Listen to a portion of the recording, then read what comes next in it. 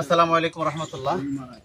উলামা ইকরামের এক জামাত আজকে আমরা রাজশাহী শহর থেকে চাঁপাইনবাবগঞ্জ শিবগঞ্জ থানার ঐতিহ্যবাহী সোনা মসজিদ এলাকার গুরুত্বপূর্ণ কিছু প্রদর্শনী ঐতিহ্যবাহী এলাকা প্রদর্শনের জন্য এসেছি।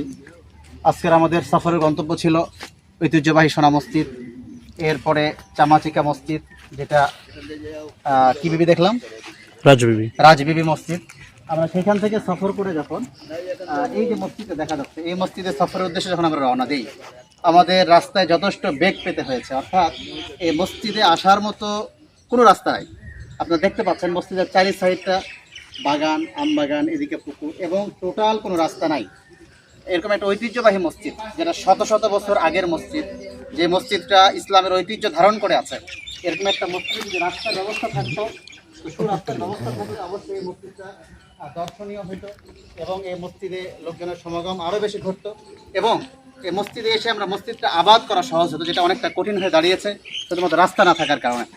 এজন্য সবার কাছে আকুল আবেদন থাকবে, আমাদের এরকম একটা ঐতিহ্যবাহী মসজিদ, যদি এই মসজিদের জন্য রাস্তার ব্যবস্থা, আমাদের প্রধান সড়ক থেকে রাস্তার ব্যবস্থা থাকে, তাহলে অবশ্যই এখানে দ্বীনি কাজ আরও উল্লেখযোগ্যভাবে করা যাবে ইনশাল্লাহ, এবং দ্বীনি কাজ, দাওয়াতি কার্যক্রমগুলো আরও সুন্দরভাবে করা যাবে। তারপর আমরা এসে প্রথম অবস্থায় মসজিদটা তালাবদ্ধ রেখেছি। এরপরে অল্প সময় আমাদের নামাজের সময় কাছে আসছে, এজন্য মসজিদ সাহেব এসে উনি তালা খুলছেন। নামাজের সময় ছাড়া অন্য সময় এটা খোলা থাকে না, শুধুমাত্র নামাজের সময় খোলা হয়, এবং আশেপাশে তেমন কোনো বসতি নাই, অল্প কিছু বসতি, তারাই নামাজের সময় হয়ে গেলে অল্প কিছু মুসল্লি এসে নামাজ পড়েন। বাকি অনেক দর্শনীয় একটা এলাকা এটা।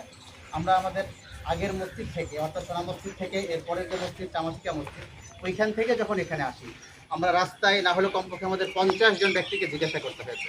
আমরা মোটরসাইকেলে এসেছি, 10 ধাপ 20 ধাপ পর জিজ্ঞাসা করে করে করে করে এ পর্যন্ত আসতে হয়েছে, এবং টোটাল কোনো রাস্তা নাই। মোটামুটি দেখান এই সাইডটাতে, আমরা এই যে এই সাইডটা ধরে আসছি, এদিকে শুধুমাত্র পায়ে হাঁটার রাস্তা, মোটরসাইকেল নিয়ে আসতে যথেষ্ট আমাদের বেগ পেতে হয়েছে। তো দেশবাসী এবং সবার কাছে আমাদের আকুল আবেদন থাকবে, এরকম ঐতিহ্যবাহী, আমরা ভিতরটা দেখবো মসজিদের, এরকম ঐতিহ্যবাহী একটা মসজিদ, যে মসজিদটা আমাদের ক্ষেত্রে যদি এর একটা সুন্দর রাস্তার ব্যবস্থা হয়, সড়কের ব্যবস্থা হয়, ঐতিহ্যবাহী ধুনিচর দেয়া মসজিদ, ঐতিহ্যবাহী ধুনিচর দেয়া মসজিদ, এখানে জমা হয় দেখতে পাচ্ছেন, এবং বহু প্রাচীনতম কারুকার্য সমস্ত কিছু উপরে সাইডে দেখা যাচ্ছে নির্মাণ করে।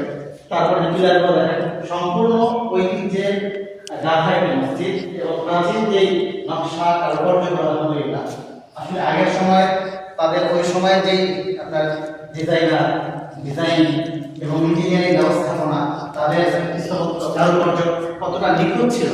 আমরা এই যে মোটামুটি এর আগে আরো 2টা মসজিদ আমরা দর্শন করেছি, ঐতিহ্যবাহী সোনা মসজিদ এবং ঐতিহ্যবাহী চামাচিকা মসজিদ।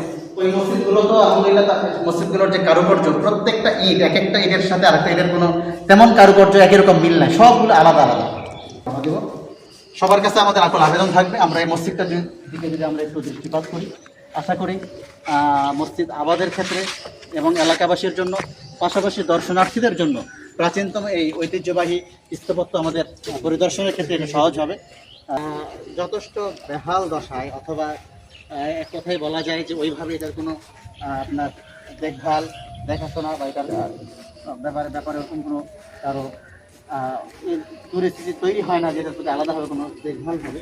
এটা হলে হয়তো আরও অনেক ভালো হতো, এবং এটা আরও দীর্ঘমেয়াদী হতো। যে সাইডের ইটগুলো খসে গেছে, আপনারা দেখতে পাচ্ছেন সামনের সাইডটা।